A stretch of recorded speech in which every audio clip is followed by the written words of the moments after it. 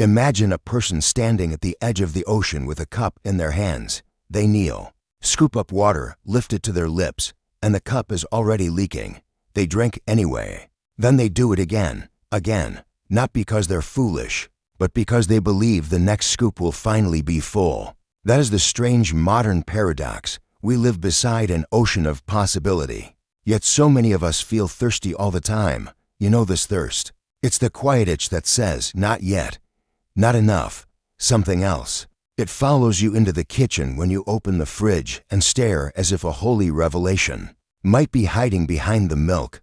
It follows you into your phone where you scroll a little faster each minute, not because you want something specific, but because you want the feeling that something is happening. It follows you into love, where even the most beautiful partner can start to feel like a stepping stone instead of a home. And it follows you into your own mind, where achievements become yesterday's news before you've even tasted them. So let's begin with the first way to quiet this never-satisfied mind. Name the hunger. That might sound almost as simple as if restlessness were a stray dog you could scare off by shouting its name. But naming is not shouting. Naming is seeing, and seeing is already different from being dragged. Because the never-satisfied voice is not you. It is a pattern that runs through you. Like weather running through a sky, the sky is not guilty for having storms. The ocean is not ashamed for having waves. Yet we treat our discontent like a moral failing. We say, "What's wrong with me? Why can't I just be happy?" And the mind, hearing itself accused, becomes even louder. It's like trying to calm a crying child by slapping them. The cry sharpens.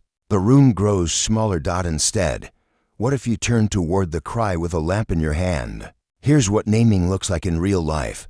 You wake up and feel that subtle dissatisfaction about your body, your work, your life, the state of the world, and instead of merging with it, you say, gently, there's the hunger again. Not "I am hungry," as if hunger were your identity, but there is hunger. A visitor has arrived. You acknowledge it the way you acknowledge rain at the window. The rain doesn't stop because you noticed it, but you no longer mistake it for the whole sky. And when you name it, you begin to notice its favorite disguises. Sometimes it dresses as ambition. If I just reach that level, then peace. Sometimes as comparison. If I looked like them, lived like them, then I'd be whole. Sometimes as virtue. I should want more for myself. I should never settle.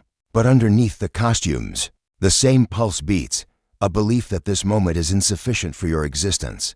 Naming breaks the spell because it inserts a sliver of space, and space is freedom.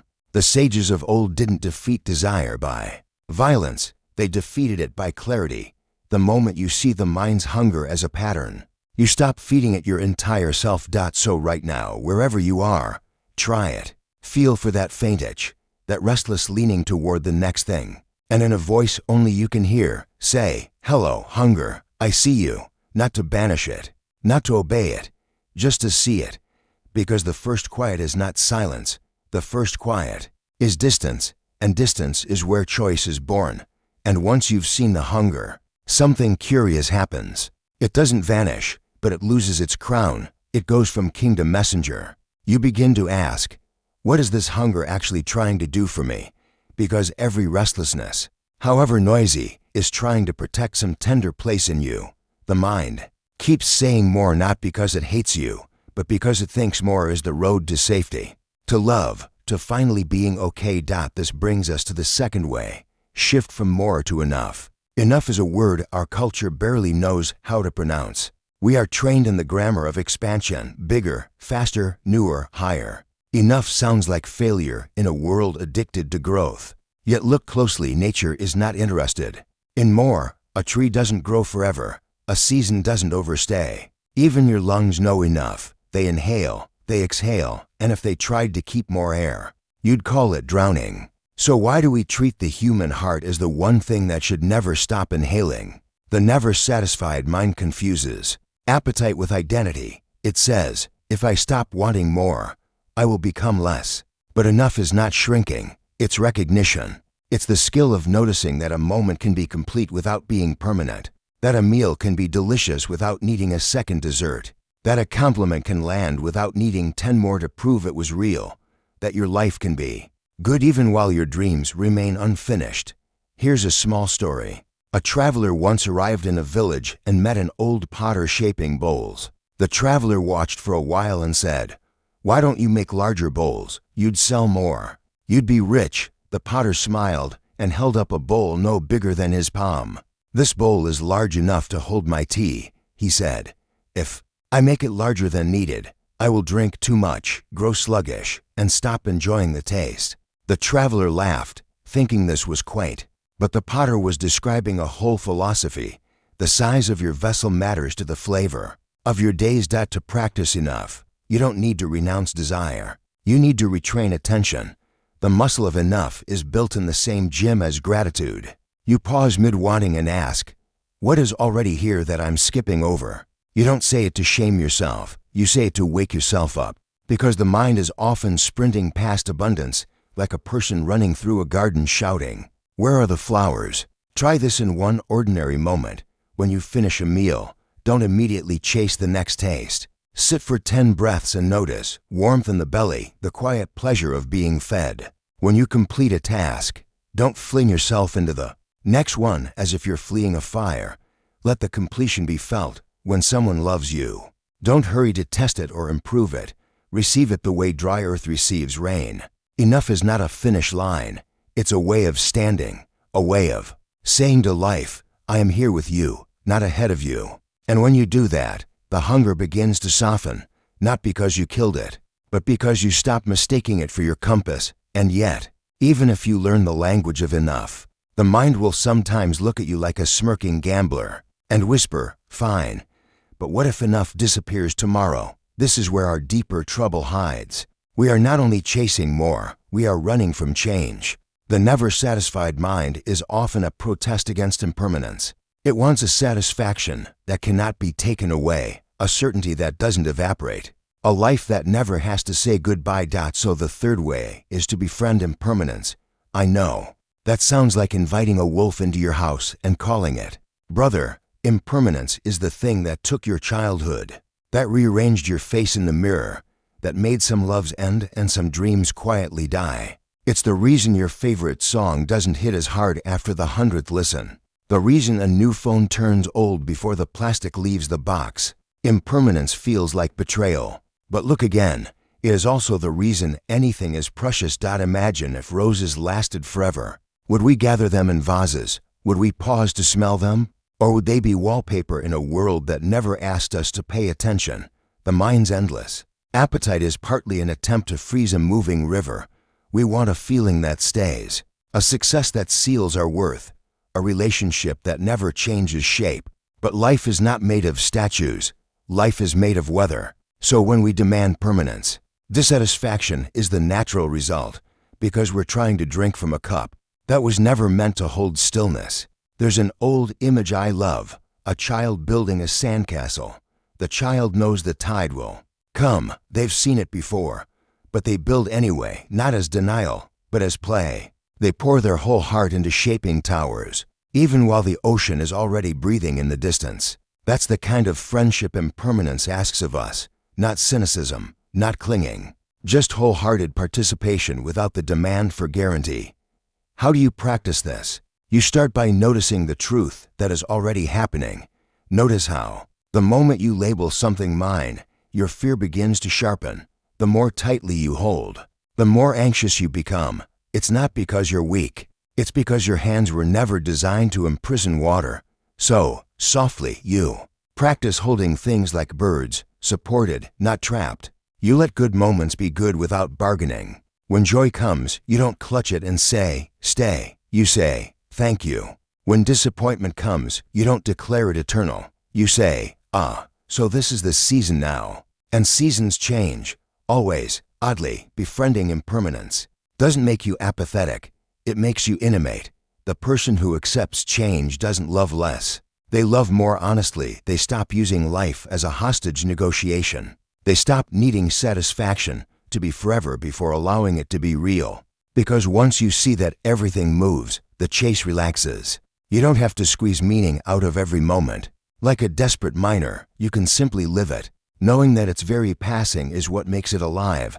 Asterisk when you befriend impermanence. You stop arguing with the river, but you may still find your thoughts racing along its banks. Even with wisdom, the mind is a talented storyteller. It can turn a sunny day into a 5-act tragedy before breakfast. It can drag the future into the present like a heavy suitcase and insist you carry it everywhere. Asterisk. So there is a fourth way, ancient and startlingly practical. Return to the body, return to now. Because the mind lives in time, the body lives in weather. The mind says, what if? The body says, here is warmth, here is breath, here is the ground.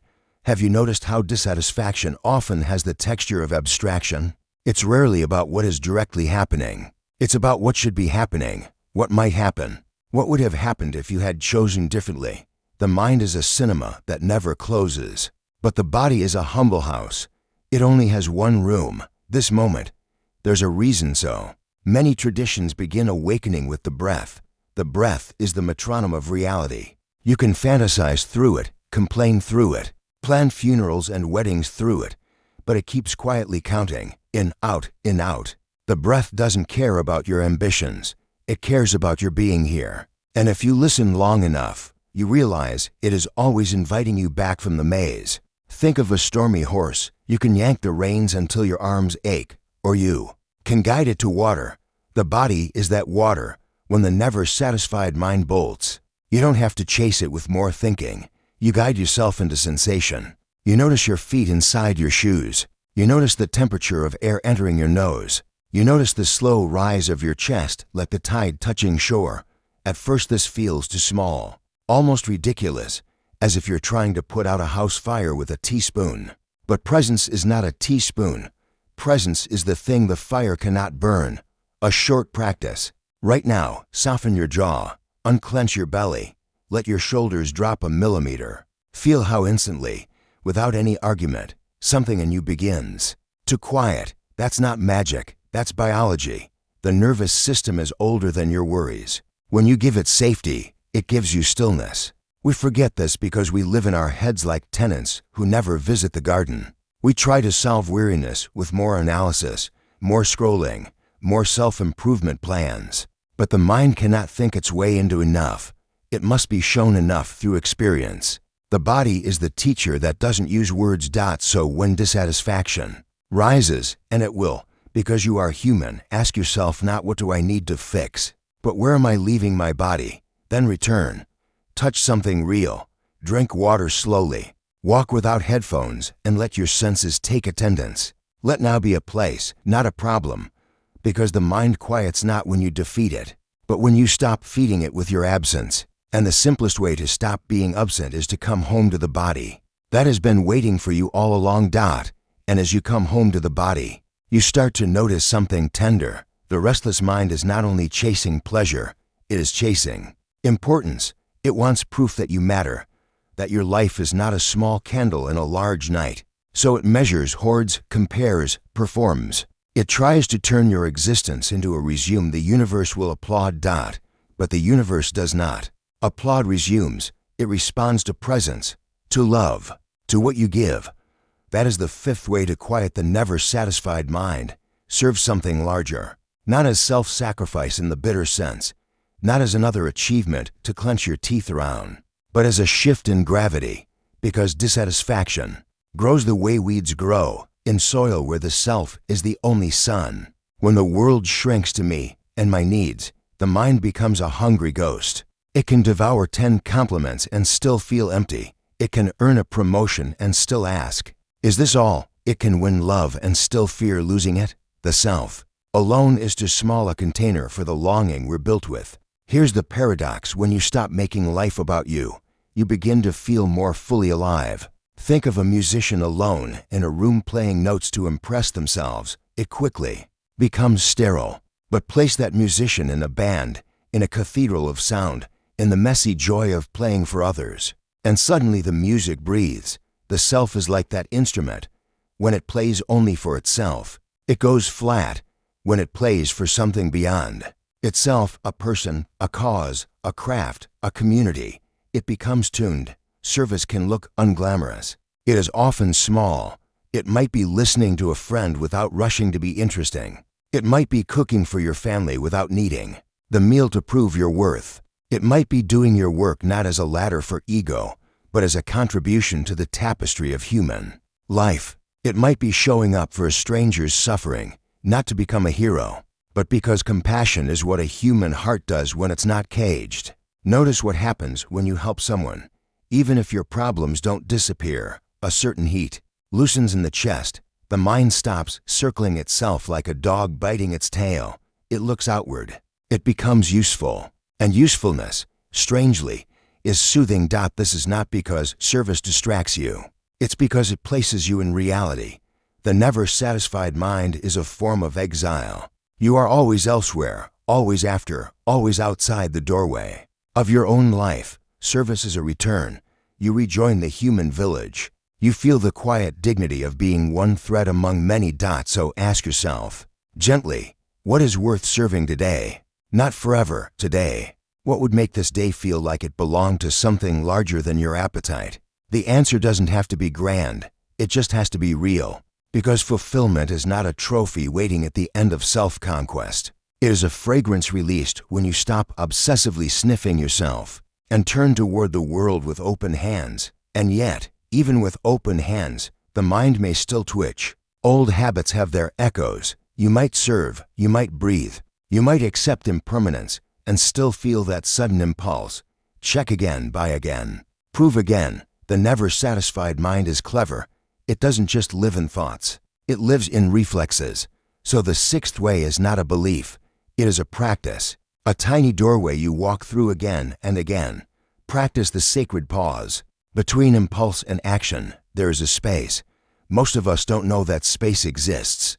We live like matches struck in dry grass. Stimulus, flame, sprint, notification grab, phone, anxiety add more tasks, loneliness seek validation, desire consume. We're not bad for doing this. We're trained. We're tired. We're human in a world that sells speed as salvation.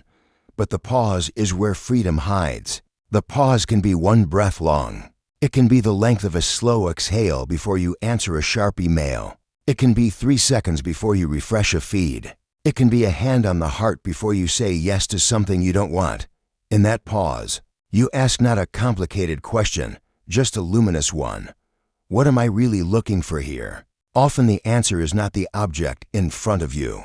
It is rest. It is reassurance. It is tenderness. It is the wish to feel alive. When you see that, the compulsion loosens. You realize you don't need another scoop from the leaking cup. You need to sit beside the ocean. The pause is also where gratitude lives. Gratitude isn't a forced smile or a spiritual performance. It is the quiet recognition of what is already holding you. In the pause you may notice, I am breathing. I am here. I have survived to this moment. I am not as alone as my thoughts insist. Even pain, seen clearly, is proof that something in you still cares. Gratitude is not denial of difficulty. It is a refusal to be hypnotized by lack. And the pause is where self-compassion enters.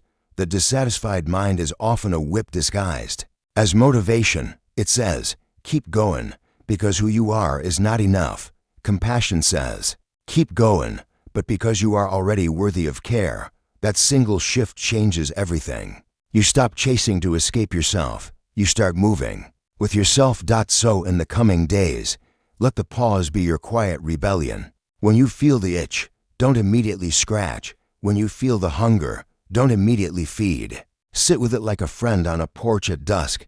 Let it speak. Let it pass. You'll discover that many desires are like waves. They rise, crest, and dissolve if you don't build a house on top of them. And then, slowly, something miraculous but very ordinary happens. The mind begins to trust the present. The cup stops leaking because you're no longer trying to carry the ocean away. You drink in smaller sips. You taste your life. You find that satisfaction was never a fortress you had to build. It was a rhythm you had to remember. So may you remember. May you practice naming the hunger without becoming it, choosing enough without shrinking, welcoming change without fear, returning to the body without delay, serving without needing applause, and pausing long enough to hear the silence underneath the chase. And in that silence, may you discover the secret the sages kept trying to hand us. the peace you're looking for, is not somewhere else. It's the way you're looking. Asterisk.